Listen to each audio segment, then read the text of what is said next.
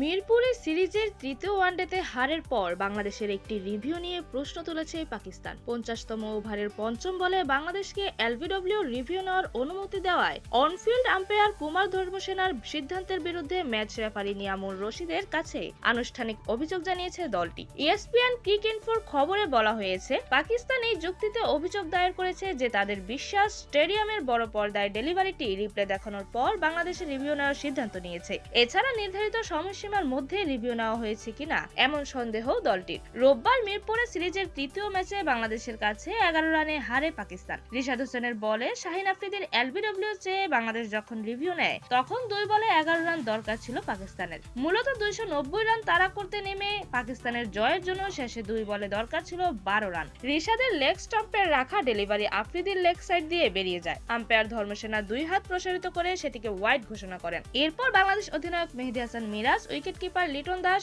ও নাজমুল হোসেনের সঙ্গে কথা বলে এলবিডব্লিউ রিভিউ নেন। এ বিষয়ে ম্যাচের পর সংবাদ সম্মেলনে মিরাজ বলেন, লিটন এবং শান্ত দুজনেই পরামর্শ দিয়েছিল যে যেহেতু আমাদের রিভিউ বাকি আছে তাই আমাদের এটি নেওয়া উচিত। আমরা জানতাম আমাদের দুটি রিভিউ হাতে আছে এবং এটি আমাদের পরিকল্পনারই অংশ ছিল। প্রচলিত নিয়ম অনুযায়ী কোনো রিভিউ নেওয়ার সিদ্ধান্ত খেলোয়াড়দের সামনে রিপ্লে দৃশ্যমান হওয়ার আগেই নিতে হয়, যাতে রিপ্লে দেখে রিভিউ নেওয়ার সিদ্ধান্ত প্রভাবিত না হয়। ক্রিকেট ফোর প্রতিবেদন বলছে, পাকিস্তানের যুক্তি হচ্ছে রিভিউ সাধারণত প্রটোকল অনুসরণ করা হয়নি। স্টেডিয়ামের বড় পর্দায় বলটি ব্যাট অতিক্রম করার দৃশ্য দেখানো হয়েছিল, যা সম্ভবত বাংলাদেশকে এটি ব্যাটে বলে স্পর্শ করে থাকতে পারে এমন তথ্য সরবরাহ করেছে। এছাড়া বাংলাদেশকে সম্ভবত নির্ধারিত 15 সেকেন্ডের সময়সীমার বাইরে গিয়ে রিভিউ নেওয়ার অনুমতি দেওয়া হয়েছে, এমনটাও মনে করছে পাকিস্তান টিম ম্যানেজমেন্ট। বাংলাদেশের এলবিডব্লিউ রিভিউ অবশ্য সফল হয়নি, তবে আলট্রা এজে বল ব্যাটের নিচ দিয়ে যাওয়ার সময় কম্পন ধরা পড়ায় ওয়াইড বাতিল হয়। বাংলাদেশের রিভিউ নষ্ট হলেও রিশাদের ডেলিভারিটি বৈধ হিসেবে ঘোষিত হয়। তাতে পাকিস্তানের জয়ের সমীকরণ